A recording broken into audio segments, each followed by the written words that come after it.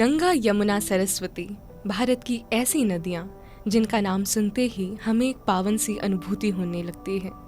लेकिन क्या आज भी ये नदियाँ उतनी ही पावन, निर्मल और स्वच्छ हैं? आज हम यमुना की बदलती स्थिति को देखते हैं। विश्व पर्यावरण दिवस पर प्राइमस ने यमुना पर एक रिसर्च रिपोर्ट रिलीज की जिसका नाम है बियॉन्ड द फ्रॉथ, जिसमें यमुना की बदलती स्थिति पर प्राइमस के एक्सपर्ट्स ने इसके कारण और तमाम सुझाव साझा किए। नमस्कार, मैं नंदिनी आपका स्वागत करती हूँ तरंग पॉडकास्ट सीरीज आर प्लैनेट के इस एपिसोड में। और आज हमारे साथ इस विषय पर बात करने के लिए मौजूद हैं प्राइमस पार्टनर्स कंसल्टिंग फर्म में मैनेजर तविशी दरबारी। नमस्कार मैम, आपका स्वागत है हमारे स्टूडियो में। Thank you so much for having me here today. और इतने इम्पॉर्टेंट विषय पे आज जो हम बात कर रहे हैं उसके लिए मुझे बुलाने के लिए बहुत बहुत धन्यवाद। बहुत बहुत शुक्रिया। तो हम देखते हैं कि आज के समय में यमुना पर कई चर्चाएं होती हैं, अक्सर यमुना पर बात होती है। तो मैं जानना चाहती हूँ कि कैसे दिल्ली के संदर्भ में यमुना जो है वो इतनी ज़्यादा इम्पॉर्टेंट है और उसकी करंट सिचुएशन अभी के टाइम पे क्या है, आप उसे कैसे एक्सप्लेन करेंगे? ये बहुत इम्पॉर्टेंट क्वेश्चन है कि यमुना दिल्ली के लोगों के लिए क्या है। मैं इसको एक लाइन में अगर कहूँ, Yamuna is like a lifeline to the residents of Delhi. और अभी की अगर मैं उसकी स्थिति की बात करूँ तो यमुना की स्थिति अभी बहुत ही सीवियर कंडीशन में है। CPCB के हिसाब से जो डेजिग्नेटेड यूजर्स हैं, फॉर एग्जांपल अगर हम यमुना के पानी की बात करें, चाहे हम उसे पीने के लिए इस्तेमाल करना चाहें या इरिगेशन के लिए या बैदिंग के लिए, बहुत सारी डेजिग्नेटेड क्राइटेरियाज में इस डेजिग्नेटेड यूज़ को डाला गया है, जैसे क्राइटेरिया A, B, C। इन सब पैरामीटर्स को एसेस किया जाता है और उसके बेसिस पे जो एक पानी के स्तर की देखी जाती है कि उसकी डेजिग्नेटेड यूज़ क्या A कैटेगरी में आती है पीने के पानी के लिए, या B कैटेगरी में आती है, या C में। बट अगर मैं बात करूं यमुना की, जहाँ से वो दिल्ली में एंटर करती है, जैसे वज़ीराबाद ब्रिज बराज से ओखला बराज के बीच जो एक 22 किलोमीटर का एक स्ट्रेच है, उसमें जो अभी यमुना की स्थिति इन सारे पैरामीटर्स के हिसाब से अगर मैं कहूँ बहुत ही असामान्य, मतलब अच्छी नहीं है और काफ़ी ज़रूरत है हमें इम्प्रूव करने की।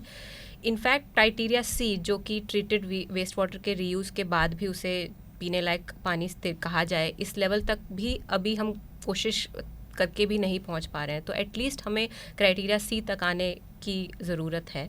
और ये आई थिंक एक बहुत ही इम्पॉर्टेंट विषय है जिसपे सारे लोगों को मिलके एक चर्चा करनी चाहिए और उसके प्रति काम भी करना चाहिए। तो अभी आपने बताया कि कैसे यमुना जो है इतनी क्रिटिकल कंडीशन को फेस कर रही है और इसमें इम्प्रूवमेंट की बहुत ज़्यादा ज़रूरत है। हम देखते हैं कि गवर्नमेंट 1990 के डेकेड से इसके लिए काम कर रही है, लेकिन उसके बाद भी बहुत सारे चैलेंजेस फेस करने पड़ रहे हैं। तो उसको क्या लगता है, आपको क्या मेजर कॉजेज़ हैं इस चीज़ के? बहुत इम्पॉर्टेंट सवाल है कि यमुना में पोल्यूशन क्यों होता है। बहुत लोग आजकल इस पे चर्चा कर रहे हैं। हमने भी इसे बहुत ही मतलब एक होलिस्टिक आंसर मैं कंप्रिहेंसिव आंसर देना चाहूँगी इसका, कि अगर मैं बात करूँ कि यमुना टोटल स्ट्रेच जो दिल्ली में बहता है उसमें 22 ड्रेन्स हैं जो आती हैं हाउस होल्ड ड्रेनेज लेके।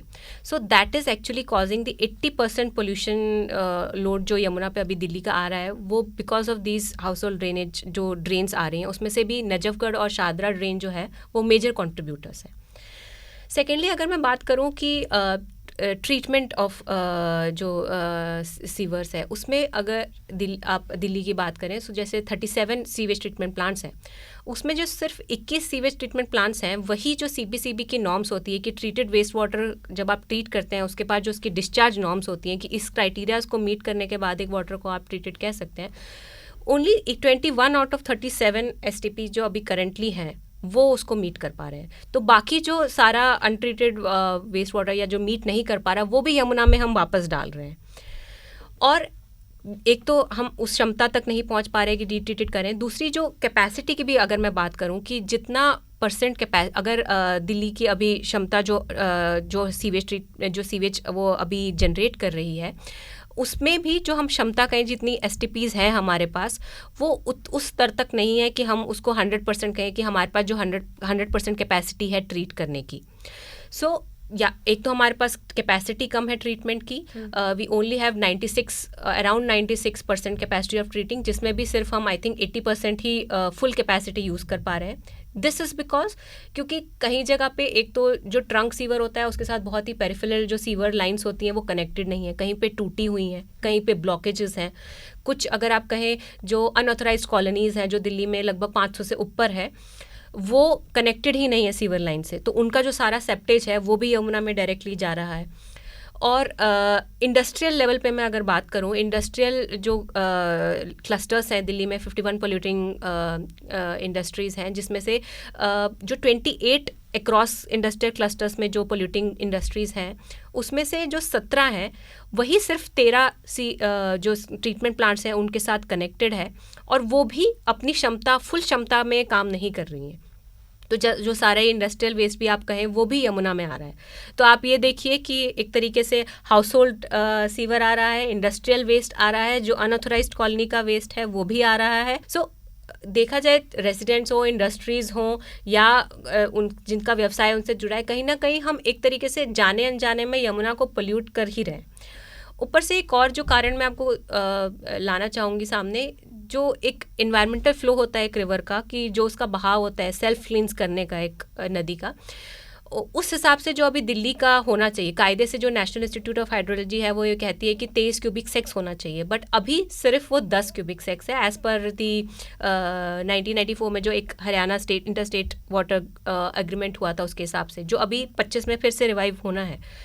तो हम ये कोशिश कर सकते हैं कि जो इस बहाव को भी बढ़ाया जाए, ताकि जो एक स्टेगनेंसी आ जाती है पानी में, जो इसका नेचुरल टेंडेंसी होती है सेल्फ क्लींस करने की, वो थोड़ी बढ़ जाए। डेफिनेटली जो यमुना आपको विजुअली तो क्लीन दिखेगी, but it will also be biologically reviving itself. So या आपने यमुना की सफाई से संबंधित जो रिसर्च की है उससे रिलेट करके आपने बहुत सारे ऐसे लोगों से, ऐसे ग्रुप्स से, समुदायों से बातचीत की, इंटरेक्ट किया जो इसके लिए काम कर रहे हैं, तो उस इंटरेक्शन से क्या महत्वपूर्ण बातें निकल कर आती हैं?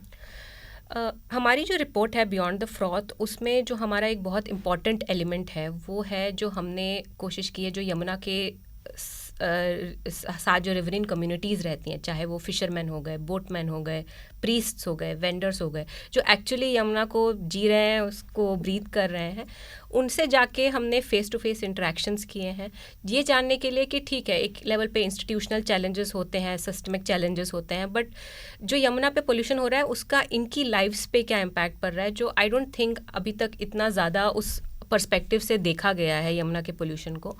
सो हमने we travel like the length of Yamuna, जो दिल्ली में स्ट्रेच आती है from Wazirabad to Okhla. In fact हम वजीराबाद बराज के पहले भी जो जगतपुरा और सोनिया विहार है वहाँ पे भी जाके हमने इन सारे कम्युनिटीज़ से बात की, तो हमें काफ़ी इंटरेस्टिंग जो फैक्ट्स उनसे पता चले कि अगर मैं बात करूँ फिशरमैन कम्युनिटी की, जो बहुत सालों से, जैसे उनके फोर फादर्स से वो फिशिंग करते आ रहे हैं दिल्ली में, उनकी कैच में 10% डिक्लाइन हुआ है, विच इज़ रियली इम्पैक्टिंग जो उनकी लाइवलीहुड है, जो उनका व्यवसाय है उस पर बहुत ज़्यादा इम्पैक्ट कर रहा है। सिमिलरली बोट्समैन की बात करूँ तो पहले लोग यमुना में बोटिंग करना बहुत पसंद करते थे, अभी इट्स लाइक जो उन्होंने बताया जो राइडर्स हैं वो 50% ऑलमोस्ट कम हो गए हैं। सो और ये भी रहता है कि कुछ में ये भी होता है कि पहले वो लोग नदी में हाथ लगा लेते थे या पानी डालते थे, बट नाउ इवन टच करने में वो थोड़ा घबराते हैं, डर लगता है उन्हें कि कुछ हो ना जाए। जो प्रीस्ट से जो हमने बात की, जो वहाँ पुजारी वगैरह होते हैं, जैसे निगमबोध घाट जो है वहाँ पे रास्ट राइट्स रिचुअल्स होते थे, तो वहाँ पर जब हमने उनसे बात की कि क्या आपको चेंजेस लगे हैं after Yamuna is being so polluted, तो उनका कहना ये था कि जैसे पहले यहाँ पे लास्ट राइट्स होते थे तो लोग स्नान वान करते थे, now people don't do it, people are scared to do it. So similarly अगर मैं कहूँ बोट्समैन, फिशरमैन और प्रीस्ट हो गए, वेंडर्स में आप देखिए जो यमुना बाज़ार पहले लगता था, जो हमने वहाँ पे वेंडर से बात की, बहुत ही मतलब वाइब्रेंट मार्केट होता था एक टाइम पे, बट अभी सिर्फ वो यमुना बाज़ार के नाम से रह गया है। ऑलमोस्ट जो हमने वहाँ के वेंडर से बात की 70% डिक्लाइन जो वहाँ पे टूरिस्ट कह लीजिए या विजिटर्स कह लीजिए उनका हुआ है, तो इससे उनकी लाइवलीहुड पे जो इम्पैक्ट पड़ा है वो बहुत एक मेजर ब्लो है उनके लिए। सो ये कहीं ना कहीं जो जो हमने एक एस्पेक्ट लेके आए हैं यमुना का through this report, I think it should be heard. The voices of the people who live near Yamuna should be heard. What they are facing should be heard because अभी क्या अगर आप देखेंगे दिल्ली में most of the people have lost their connect with Yamuna. या तो हम उसे मेट्रोज में जाते हुए देखते हैं या फिर कहीं कोई पिक्चर कभी अखबार में आ जाती है तब देखते हैं, बट एक्चुअली जो जिन कम्युनिटीज से हमने बात की they actually go there, they their livelihood depends on it, so they are directly connected to Yamuna. So we have tried to bring forth their voices. I hope people hear it, I hope people listen to it and कुछ कहीं ना कहीं impact और एक relation feel हो लोगों को river के साथ. पोल्यूशन पूरी दुनिया भर में है, नदियाँ भी पूरी दुनिया भर में हैं, तो क्या आपको ऐसा लगता है कि विश्व भर में नदी की सफाई को लेकर कुछ ऐसे एग्जाम्पल हैं, कुछ ऐसे उदाहरण हैं जिन्हें अपनाया जा सकता है या जिनसे और बेहतर काम किया जा सकता है, जिन्हें यमुना के लिए इस्तेमाल किया जा सकता है, तो वो आप हमारे साथ साझा करें. ठीक है. सो अगर आप देखें हमारी ऐसे तो बहुत सारे एग्जांपल्स हैं जहाँ पे गवर्नमेंट और कम्युनिटीज़ ने मिलकर जो एक रिवर्स को रिवाइव करने का जब ठान लिया तो बिल्कुल ही रिवाइव करने पे आ गए थे वो. तो हमारी जो रिपोर्ट है उसमें हम स्पेसिफिकली 3 तरह की रिवर्स को एक हाईलाइट कर रहे हैं, जो एक तरीके से मैं समझूं कि जो यमुना की अभी करंट चैलेंजेस हैं उनसे अगर हम कुछ सीख सकें तो डेफिनेटली बहुत काम आएगा. एक तो अगर आप देखें हमने जो अपनी रिपोर्ट में लिया है, एक है थेम्स रिवर जो यूके में है. So it was designated as the biologically dead river in UK, but अभी अगर आप देखें जो जब लोगों ने उसकी तरफ काम किया, उस गवर्नमेंट ने उसकी तरफ काम किया, it is one of the cleanest rivers which is now flowing through an urban city. Similarly हमने जो एक और जो रिवर का एग्जांपल अगर आप ले लीजिए, राइन रिवर है यूरोप में, it was literally called as the Sewer of Europe, but now after so many interventions which the government and the community has taken, it is now called one of the cleanest rivers in Europe right now.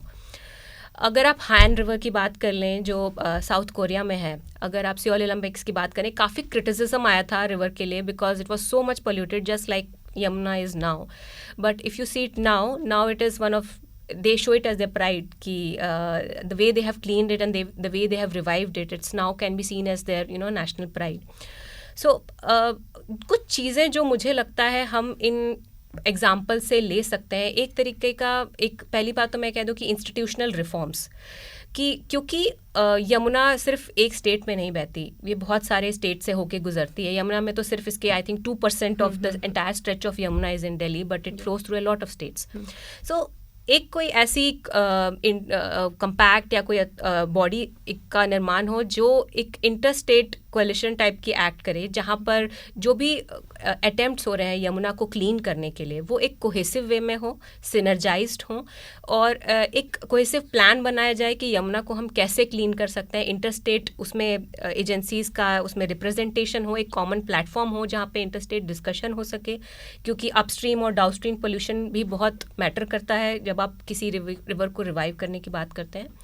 Secondly strong monitoring mechanisms कि किस तरीके से जो जैसे अभी मैंने आपको बताया कि यमुना के कॉजेज़ ऑफ पोल्यूशन में एक बहुत इंपॉर्टेंट कॉज ऑफ पोल्यूशन है कि जो हम ट्रीटेड वेस्ट वाटर भी उसमें डाल रहे हैं, that is also not meeting up the criterias of CPCB.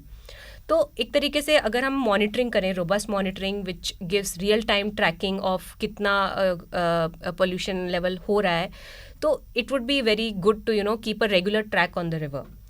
Also compliance में मैं वही बात कर लूँ कि क्या किस तरीके से जो भी नॉर्म्स हम सेट कर रहे हैं, क्या इंडस्ट्रीज़ या STPs या सीवेज ट्रीटमेंट प्लांट्स उसको मीट कर पा रहे हैं कि नहीं, वो क्राइटेरिया मीट कर पा रहे हैं कि उसमें हमें कंप्लायंस में बहुत इंपॉर्टेंट वो करना है. गवर्नेंस की मैं बात करूँ, क्योंकि यमुना का जो पानी दिल्ली में आता है, जैसे मैं कह रही थी एनवायरमेंटल फ्लो 10 क्यूबिक सेक्स है, तो we should always work towards conservation of water. और इसी से अगर मैं बात करूँ reuse of treated water reuse, अगर हम ट्रीटमेंट ऑफ वाटर कर रहे हैं, इतना कॉस्ट बिल्ड करके उसमें हम इतना कॉस्ट इनकर कर रहे हैं ट्रीटमेंट का, at least we should make a policy that focuses towards how this treated water can be reused, चाहे वो इरिगेशन के लिए हो या फिर किसी और पर्पसेस के लिए हो, बट किस तरीके से हम उस ट्रीटेड वाटर का रीयूज़ हम प्रपोज कर सकें. गवर्नमेंट एक कोई पॉलिसी बनाए कि इंडस्ट्रीज़ किस तरीके से उसको रीयूज़ में ला सकती हैं, इरिगेशन में कैसे रीयूज़ में आ सकता है, so that we try to save water and also reuse it, so that we try to conserve it in a way where we are not consuming much, but हम ट्रीट करके उसको reuse कर पा रहे हैं. एक और जो बहुत ही इम्पॉर्टेंट एस्पेक्ट जो इन सारे रिक्लेमेशन ऑफ रिवर्स में देखा होगा हमने, रिवाइवल ऑफ रिवर्स जो हुई हैं, कि कम्युनिटी का बहुत इम्पॉर्टेंट रोल है. Community participation, involvement and their engagement is very important.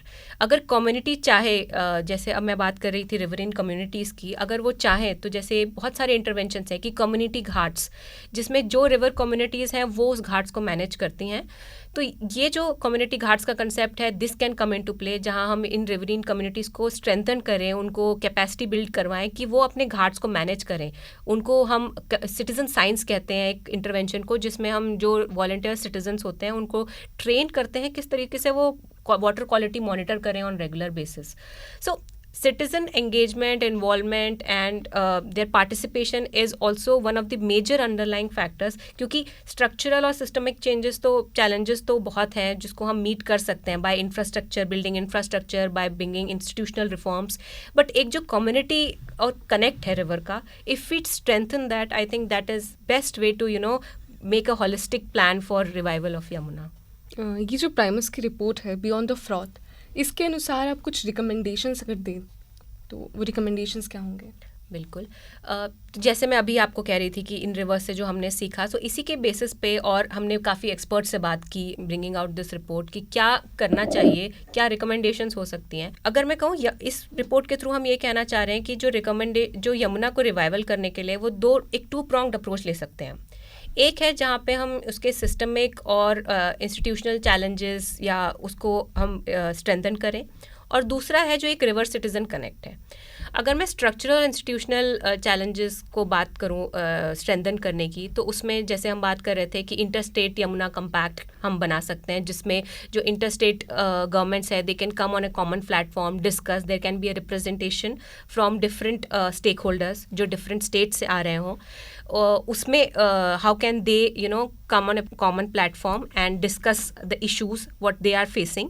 क्योंकि अभी क्या है, काफ़ी फ्रेगमेंटेड अप्रोच है. अगर आप देखेंगे यमुना पे बहुत इंटरवेंशंस हो रही हैं और बहुत प्लान्ड है, बट अगर हम इन सारे इंटरवेंशंस को एक सिनर्जाइज्ड अटेम्प्ट दें, एक कोहेसिव प्लान में कन्वर्ट करना चाहते हैं, तो एक इंटरस्टेट यमुना कंपैक्ट बहुत ज़रूरी है जो सारे स्टेक होल्डर्स को लेकर आए साथ में. दूसरी, इंटीग्रेटेड अप्रोच. फॉर एग्जाम्पल, आपका इंफ्रास्ट्रक्चर लैक है, जो मैं आपको बात कर रही थी कि अभी हमारे पास जो जितना सीवेज सिटी जनरेट कर रही है उससे कम क्षमता है ट्रीट करने की. तो एक तरीके से इंफ्रास्ट्रक्चर गैप को हम कम करें. जो ट्रीटमेंट हो रही है ऑलरेडी उसको जो उस स्तर तक पहुंचाएं जहाँ पे सीबीसीबी ने नॉर्म किया कि ट्रीटेड वेस्ट वाटर आपके इस क्राइटेरिया तक होना चाहिए, उसको मीट करें.